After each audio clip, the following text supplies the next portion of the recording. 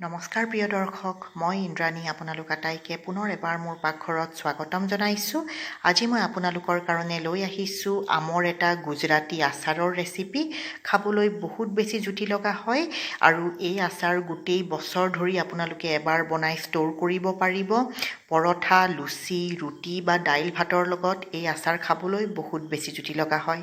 আহক তেনেহ'লে দৰকাৰী যোগাৰখিনি কৰি লওঁ আৰু বনোৱা আৰম্ভ কৰোঁ আমৰ মিঠা আচাৰৰ এই ৰেচিপি।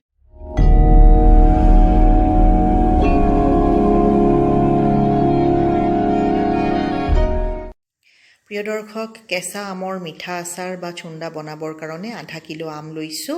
ভালদৰে ধুই পৰিষ্কাৰ কৰি এয়া মই গোটেইকেইটা আমৰ বাকলি চেলাই ল'ম। আমকেইটা চুণ্ডা বনোৱাৰ আগতে গোটেই ৰাতি ঠাণ্ডা পানীত তিয়াই থৈ দিব। এইদৰে কৰিলে আমৰ ভিতৰৰ যি গৰম থাকে বুলি কয় সেইটো নোহোৱা হৈ যায়। আৰু এয়া মই বাকলি চেলাই ভালদৰে ধুই পৰিষ্কাৰ কৰি বাকলি চেলাই গোটেইকেইটা আম ৰেডি কৰি ল'লোঁ। আৰু এতিয়া চালাড ৰুকনিখনেৰে আমকেইটা ভালদৰে ৰুকি ল'ম আৰু ভিতৰৰ গুটিটো পেলাই দিম। একেবাৰে সহজ কাম, ফটাফট এইদৰে ৰুকি আপোনালোকে ৰেডি কৰি ল'ব। এইটো এটা গুজৰাটী ডিছ হয়। মিঠা আমৰ আচাৰ খাই বৰ বঢ়িয়া লাগে, নিশ্চয় বনাব প্ৰিয় দৰ্শক, অতি সহজ। ৰুকা হৈ গ'ল। এতিয়া সৰু চামুচেৰে মই এচামুচ নিমখ দিছোঁ, আপোনালোকে সোৱাদমতে দিব, আৰু সৰু চামুচেৰে আধা চামুচ হালধি দিছোঁ। নিমখ আৰু হালধিখিনি এইদৰে হাতেৰে মঠি আমখিনিৰ লগত মই মিক্স কৰিম। আপোনালোকেও এইদৰে কামটো কৰিব। এইদৰে মঠোতে আপোনালোকৰ 8 পৰা 10 মিনিট সময় লাগি যাব। তেতিয়া আমখিনিৰ পৰা সুন্দৰ ৰস বাহিৰ হৈ যাব।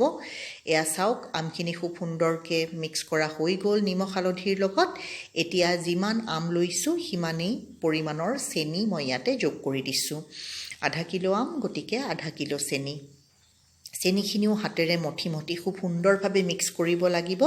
চেনিখিনি মিক্স কৰোঁতেও 8 পৰা 10 মিনিট সময় লাগি যাব। এয়া পানী হৈ গৈছে চেনিখিনি, দেখিছেনে?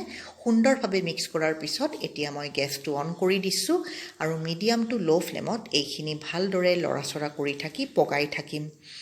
পগাই লৰাচৰা কৰি থাকিব লাগিব। আৰু যেতিয়ালৈকে এডাল তাঁৰ আপোনালোকে চেনিৰ এডাল তাঁৰ হ'ব তেতিয়ালৈকে এইখিনি হ'ব দিব লাগিব। এয়া চাওক, সুন্দৰভাৱে এডাল তাঁৰ হৈ গৈছে। মই আপোনালোকক দেখাই দিছোঁ ওচৰৰ পৰা। এয়া চাওক প্ৰিয় দৰ্শক, এয়া এডাল তাঁৰ হৈছে।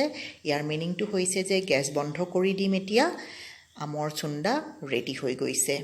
এতিয়া গেছ বন্ধ কৰাৰ পিছত ইয়াতে শুকান জলকীয়াৰ গুড়ি সৰু চামুচেৰে এচামুচ যোগ কৰি দিছোঁ। আৰু এয়া ৰোষ্টেড জিৰা পাউডাৰ সৰু চামুচেৰে 1.5 চামুচ দিছোঁ।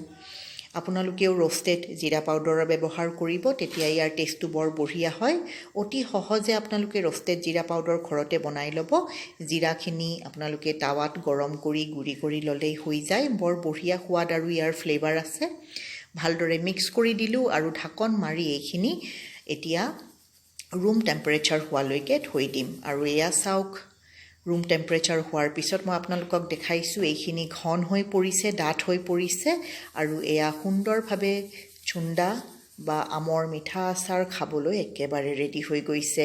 ইয়াক এতিয়া আপোনালোকে ষ্ট'ৰ কৰিলেই হৈ যাব। যিকোনো এয়াৰটাইট কণ্টেইনাৰত ইয়াক ভৰাই আৰামছে গোটেই বছৰ ধৰি আপোনালোকে ইয়াক ভালদৰে ৰাখিব পাৰিব। ই বেয়া নহয়। আশা ৰাখিছোঁ আজিৰ ৰেচিপিটো চাই আপোনালোকে ভাল পাইছে বুলি, গতিকে লাইক আৰু শ্বেয়াৰ কৰিবলৈ নাপাহৰে যেন প্ৰিয় দৰ্শক। আজি সময় উলিয়াই আপোনালোকে মোৰ এই ৰেচিপিটো চালে বহুত ধন্যবাদ। পুনৰ লগ পাম অতি সোনকালে আৰু এটা নতুন সুস্বাদু ৰেচিপিৰ সৈতে।